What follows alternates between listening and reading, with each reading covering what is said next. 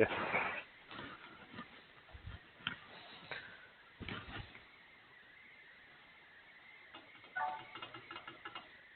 Done? Right.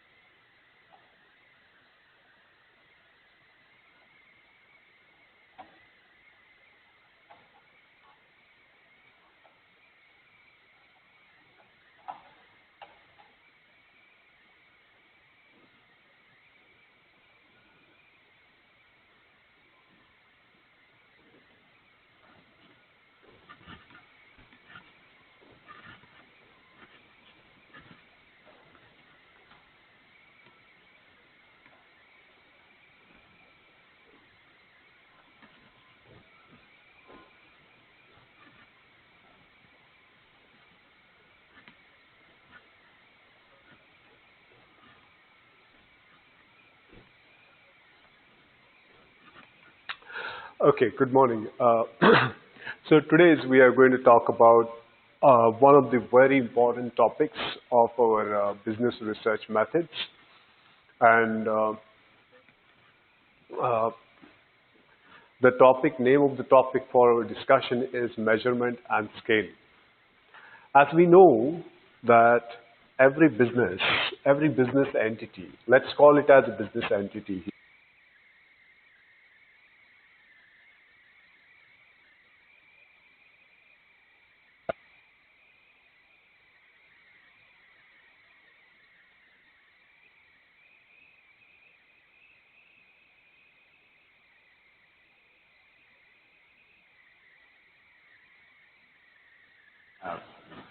Now, this could be any kind of a business that we'll be talking about. This could be like an outsourcing business, some kind of an outsourced kind of a business, or manufacturing business. Something, we are getting manufacturing here. Manufacturing is happening, there's some kind of a cloth is getting manufactured, some kind of a utensil is getting manufactured, or some kind of an industrial part is getting manufactured here. Okay, so in this business, so we have moving, there's a lot of material moving from one place to another. And apart from this money, like this,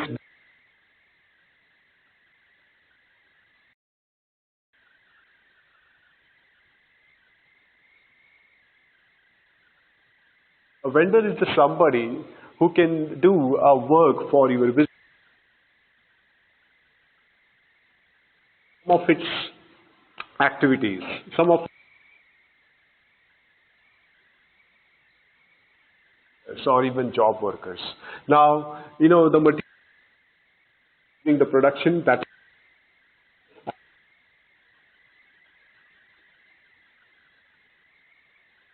is a lot of to and fro communication between these vendors. I mean, there are many vendors. This is just not just one.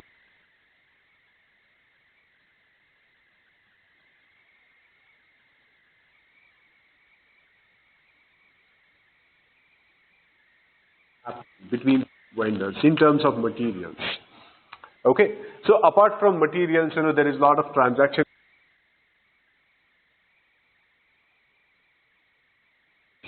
Okay, so this business is spending and trying to put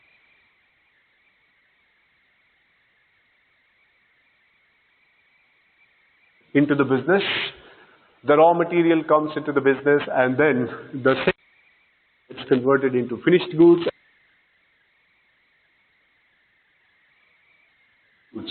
The finished goods get into the distribution center, and from there it goes to the warehouse, and goes to packing and dispatch section, and from there it goes to the sales department.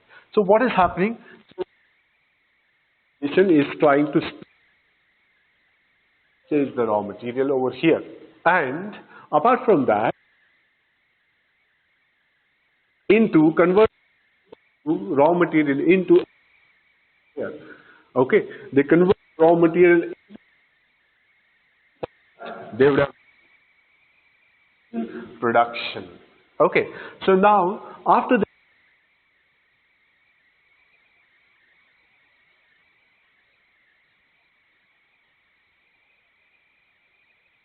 business, suppose, say for example, if they would have spent like say 100 rupees here in purchasing the raw material, and for production, let's suppose they would have paid about 50 rupees, and for other expenses like employees, employee pays and other.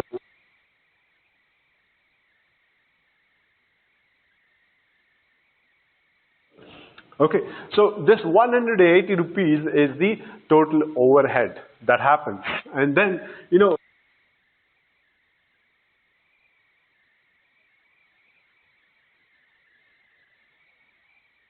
minus 200 rupees, so roughly about say 20 rupees is the profit. Okay, so in the business. So what I'm trying to say here is a lot of things are happening within this one entity called as business. There is a lot of raw materials which are moving inside, and in the form of finished goods, it is going outside. There is a lot of to this, and not just the vendor. There are a lot of activities that are happening into this entity here. Okay, so a lot of entity with respect to material. There is a lot of entity that is with respect to pricing, that is with respect to finance, a lot of entity with respect to men, material, and money. That is being very flowing within this business very prominently.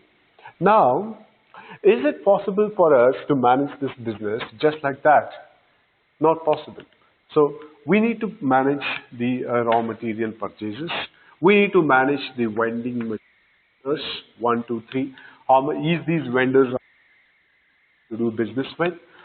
Okay, we need to manage these banks. Number 1, 2, 3. We need to find out whether all these banks are feasible enough with us or not.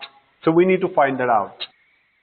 We also need to find it out that whatever the raw material that we are spending over here, okay, whatever the finished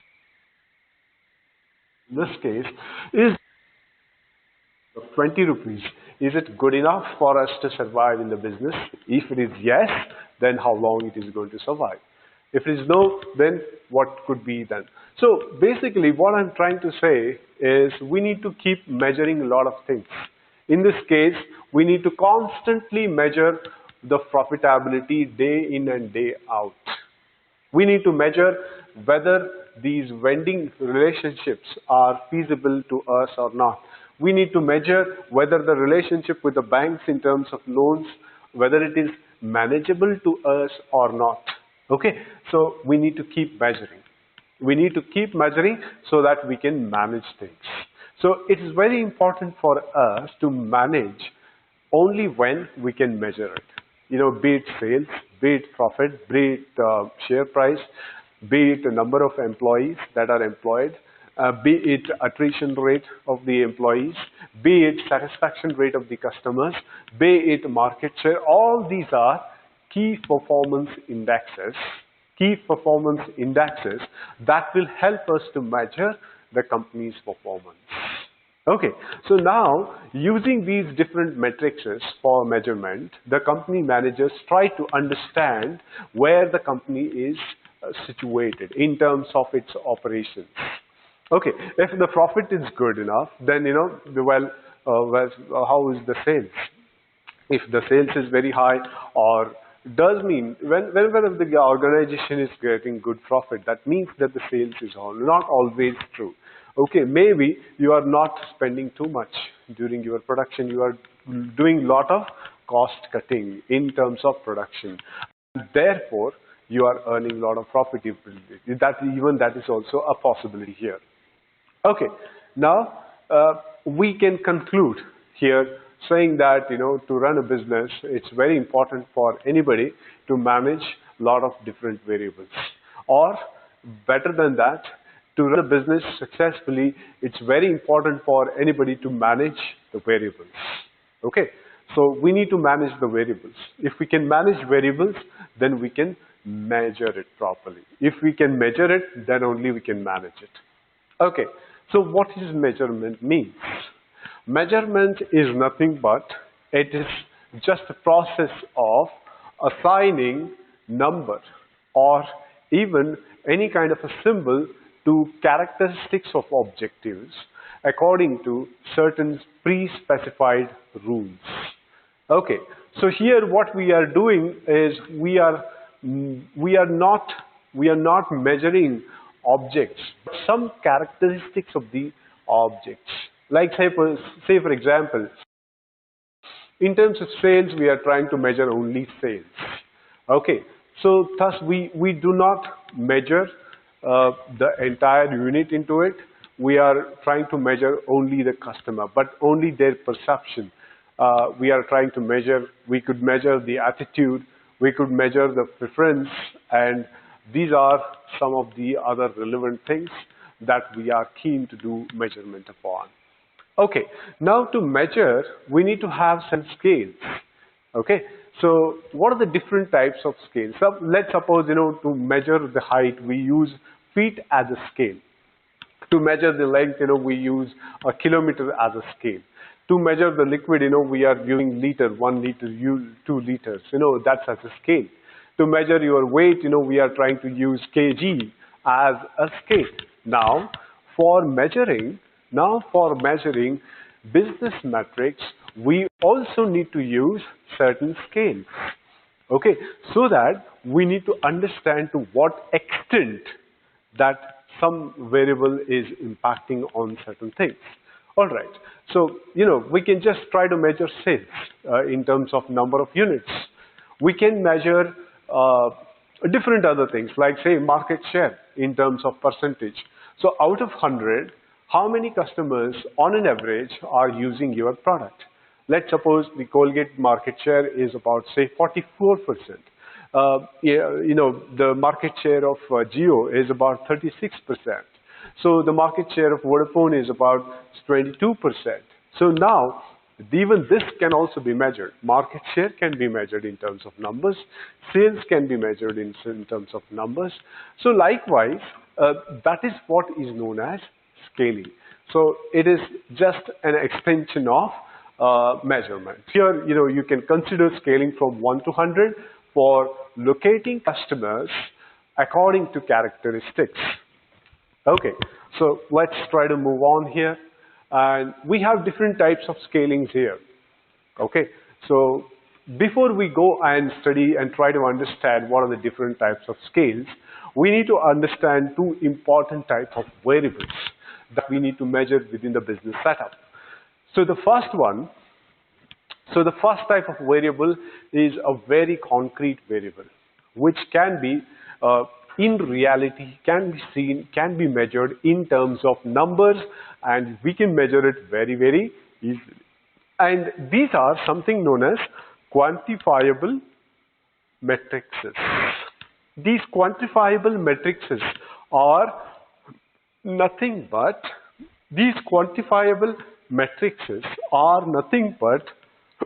real numbers.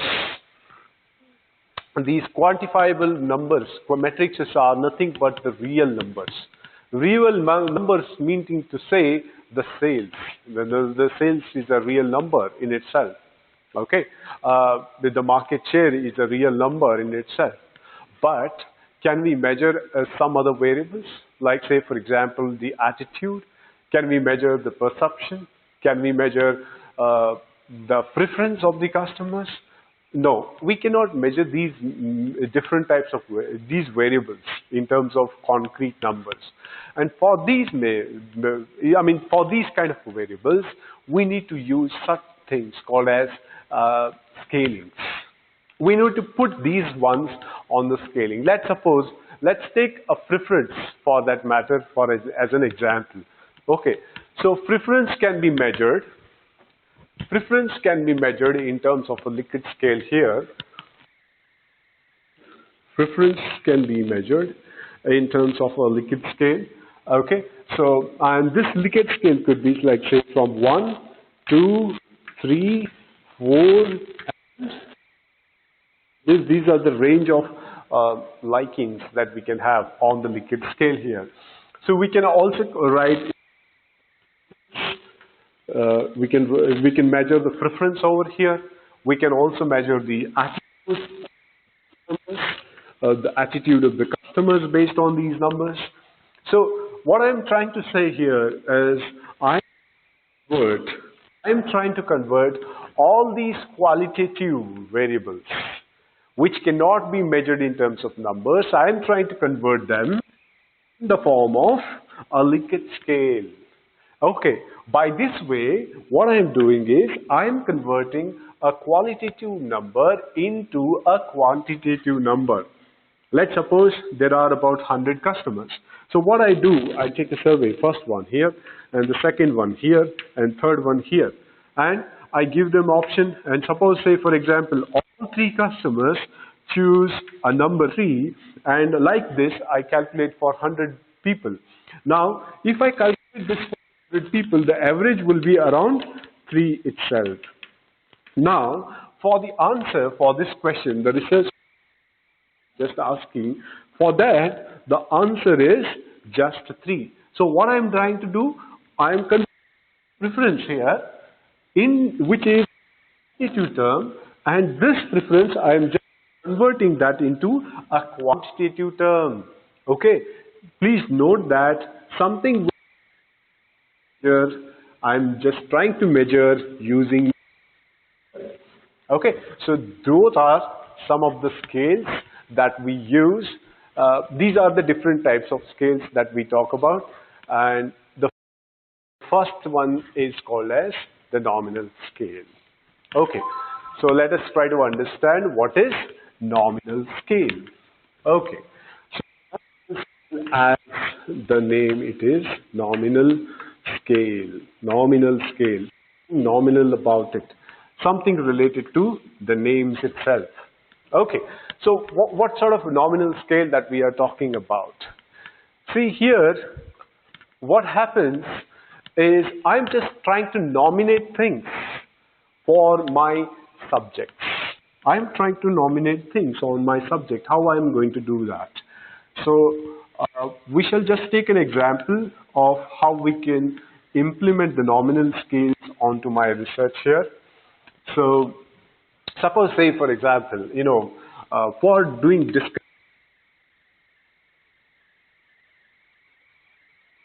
analysis. So what I'm trying to do is I'm trying to describe analysis. Analysis is all about describing things. So especially in my research, I'm trying to describe the sample. Okay. 100 possible respondents. These are the people that I'm trying to do a research upon. I'm trying to capture a lot of information out of these 500 people. Okay, and I'm trying to do a descriptive research here.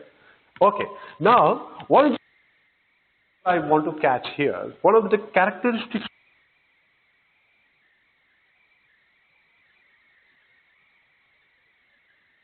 survey is always about what.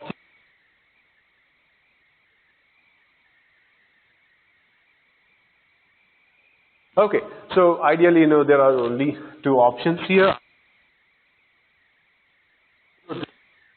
My 2 options.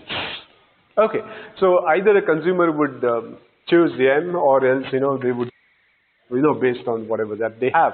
Now, the same information, if I want to enter into a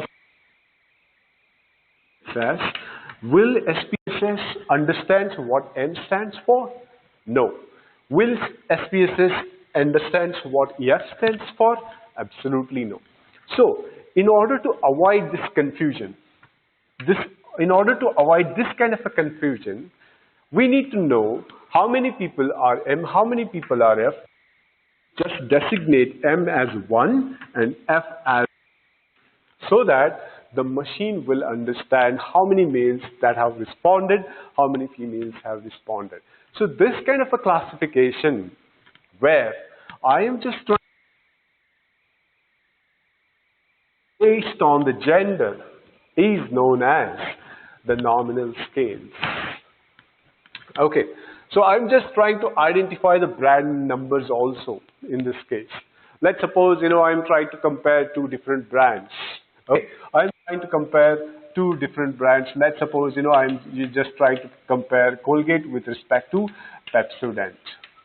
Okay, now if I enter what we mean by Colgate, what we mean by me and you can understand, but machines will not understand. So for that matter, I designate this brand as number 1 and this brand as number 2. I can get a lot of results with respect to number 1. I can get respect to number 2. So this is what happens wherever I just do any kind of research based on the brand numbers.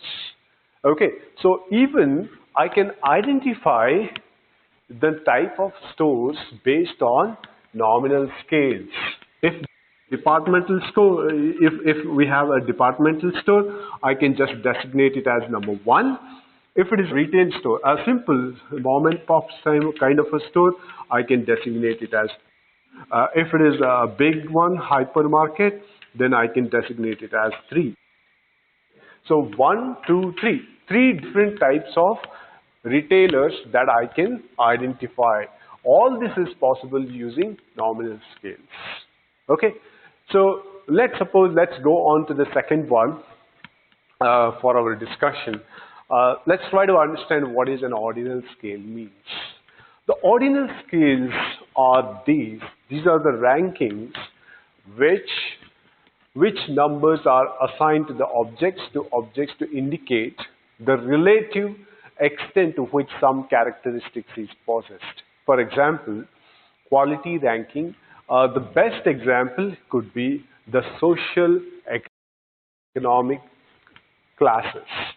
Now, how can I use the ordinal scales? We will just try here.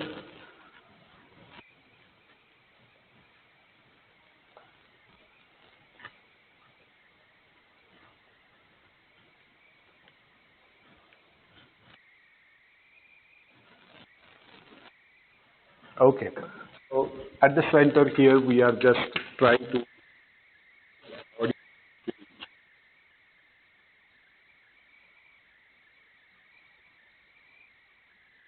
name itself. It is all about the order. Okay, so ordinal scales are basically used again for your descriptive analysis. Descriptive analysis is nothing but we are trying to describe the sample size. Okay, so whenever we are trying to use, mostly in descriptive analysis, we try to use the ordinal scales.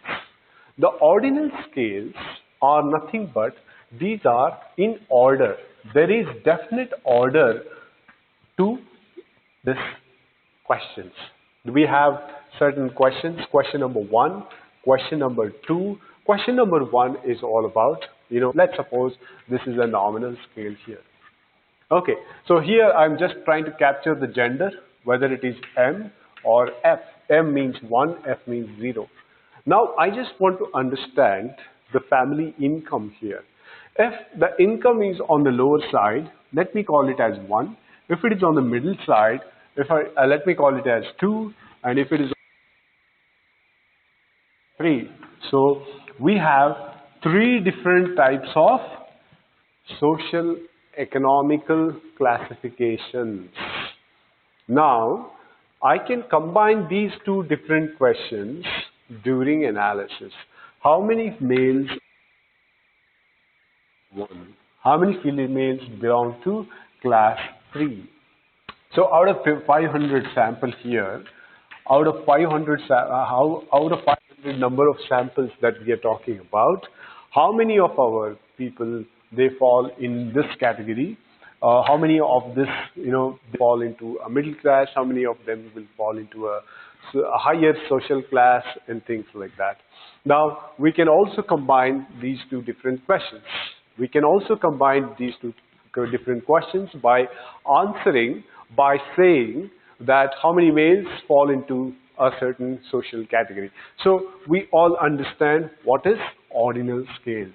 Ordinal scales can be quality rankings, could be ordinal scales. Rankings of the teams in the tournament could be ordinal scales, could be a socioeconomic class, or even occupational status. Relative attitudes is also another example for ordinal scales. We have opinions as an ordinal scales. We have market positions as an ordinal scales. We have preference rankings as an ordinal scales. So nominal scale is all about naming. Ordinal scale is all about putting things in order.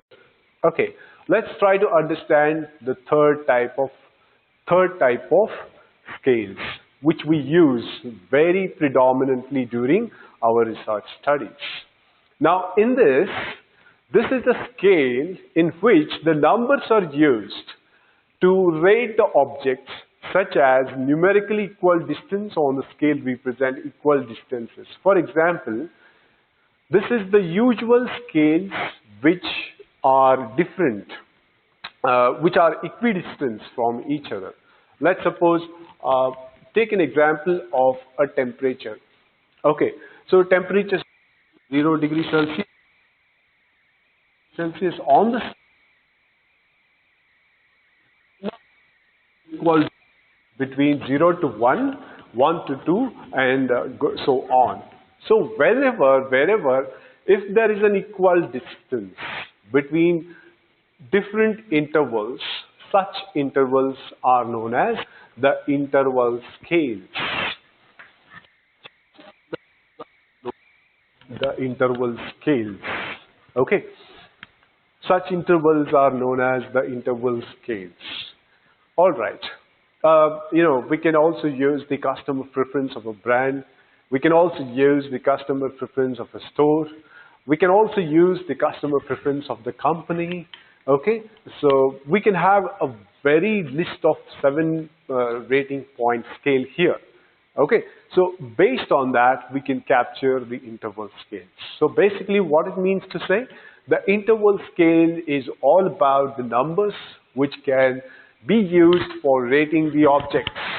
It can be used for rating the objects. One of the important characteristics of interval scales is there is an equidistance between different items.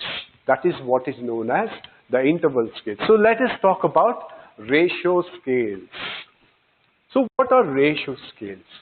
Ratio scales are those, the highest scale, which allows the researcher to identify or even classify the objects.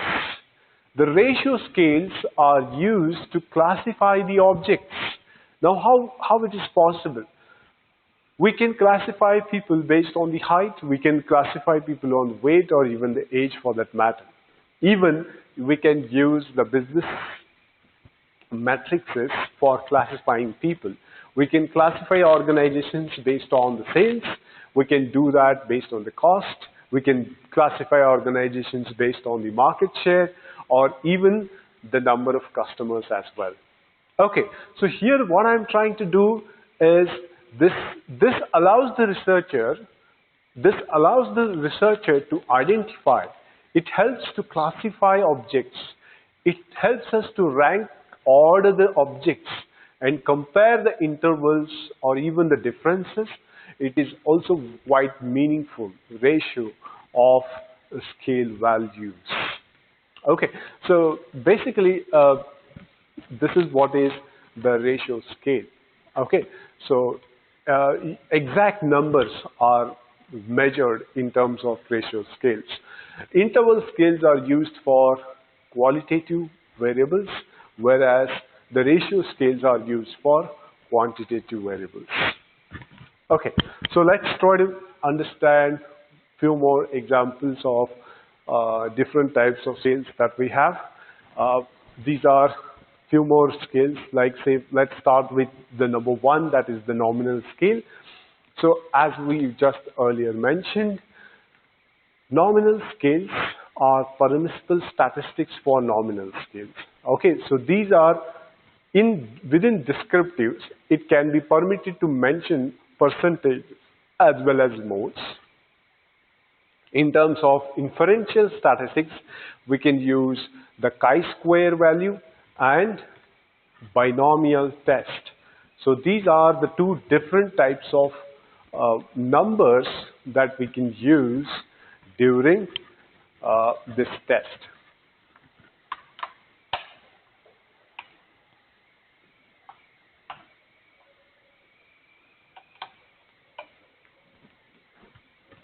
Okay, so let's try to understand what is ordinal statistics that we can be used.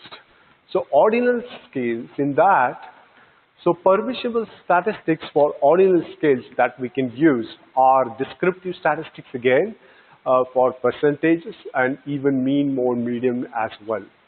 For inferential, we use chi-square as well as the binomial test. For interval scales, permissible statistics for interval scales are descriptive again, and those could be in terms of the range, those could be in terms of mean, or even the standard deviation.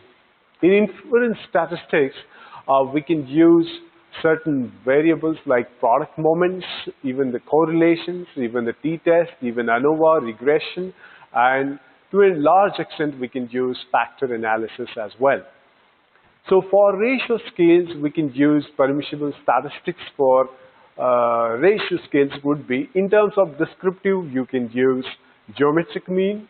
In terms of descriptive, again, we can also use the harmonic mean as well. So for inferential, we use coefficient of variation. So what is happening here is we are trying to figure out different types of statistical scales for primary measurement. Okay, so these are some of the few more examples which will enhance our understanding of different scales. So let's go back to our original definition of what is nominal scales. Nominal scales are nothing but numbers assigned to numbers. Okay, so some randomly for some runners, the numbers are being assigned. Let's suppose 7 is being assigned to one person, 11 is assigned to some other person, 3 is assigned to some other person. So these three different numbers are being assigned randomly to the people. Okay, so this is what is known as the primary scale of measurement, and this is the best example for nominal scales. So the second one is the ordinal scales. In ordinal scales, what is happening is we are trying to rank the winners, like say first place, the second place, or even the third place. So for interval scales, mind you, we are trying to rank the orders. We are trying to rank the quality.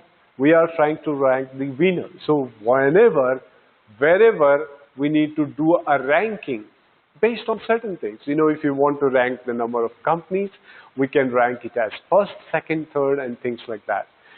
Okay, so that is what is ordinal ranking or ordinal scales. Interval scales, again, we can have a performance rating between 0 to 1.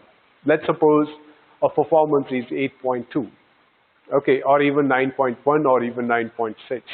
So this is what is interval scale. One of the characteristics of interval scales is there is an equal distance between two different numbers or two different points here. Okay, let's talk about the ratio scales. So ratio scales is like, say, time to finish in seconds, even 15, 14, 13, these could be ratio scales as well. Okay.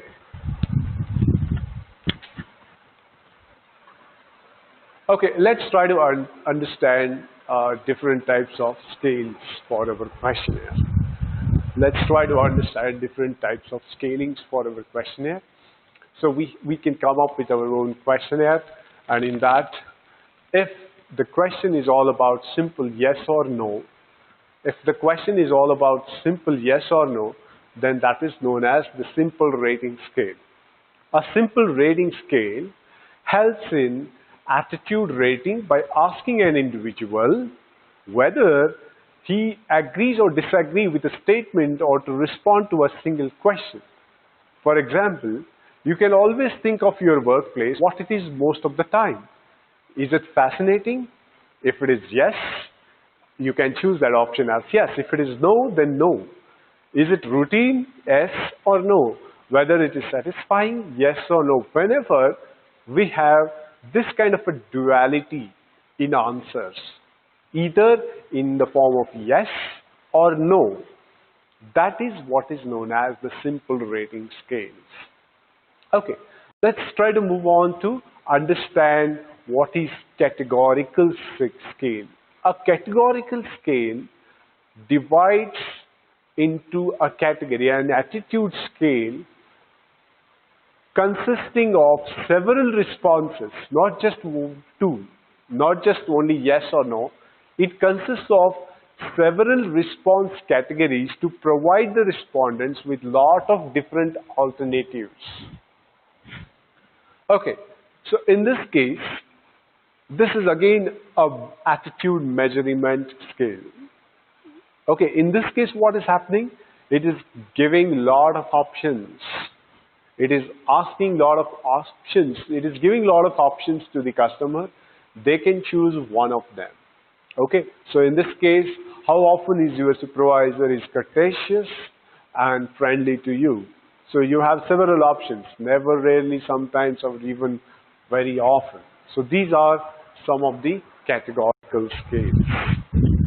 Okay, so let's try to understand few more examples here. We can discuss about the Likert scale.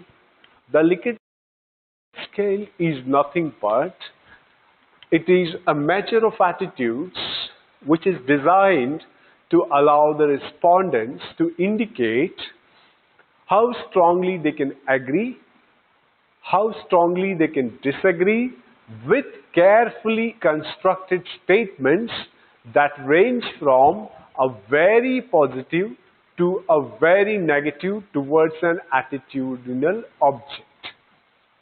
Suppose, say for example, if the researcher wants to capture the attitude of the respondents, Likert scale gives an option to the respondent in terms of extreme negative or extreme positive attitude. Let's take an example here. Let's talk about mergers and acquisitions. There is a question like, mergers and acquisitions provide a faster means of growth than internal expansion. Now, I have different views. Not everybody has the same view on this. Some people might think that mergers and acquisitions don't give a lot of growth. Some people say that it gives a lot of faster means of growth. Some people think that internal expansion is always better than mergers and acquisitions.